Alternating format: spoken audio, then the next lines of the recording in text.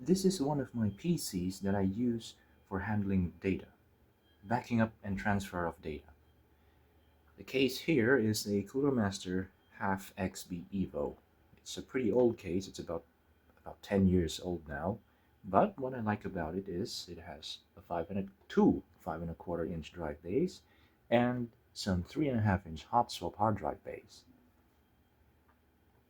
Here is a DVD writer, and here is a 5.25 inch drive bay to two hot swapped 2.5 inch drives and a 3.5 inch accessory. So these two are hot swaps. Just pull that out. That's one, and another one. So you can put in a 2.5 inch drive, an SSD or a hard disk or whatever. And down here is a multifunction card reader.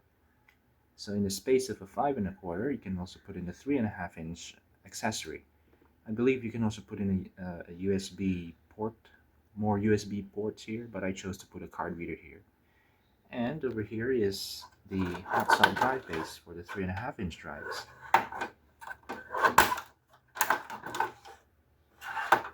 I'll just show the whole thing. You can tell it's pretty old now. It's a bit rusted, but hey, it works. So let's put that back in. And that's one of the reasons why I really enjoy having these 5.25 drive bays. They're really good for accessories, and it's a shame that more and more cases nowadays are starting to omit these. Here's another one of my PCs, but currently I'm not really using this actively. And this is a Fractal Design Define R5. It has two 5.25 inch drive bays, and on the top I have here a storage box, and down here is a hot swap bay for a 3.5 inch and a 2.5 inch.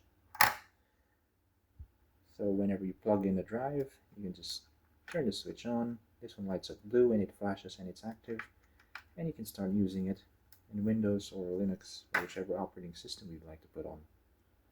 Another reason why I really like having 5.25 inch drive bays, because the accessories are great. I don't just want my computer to look good, I would like it to function well too.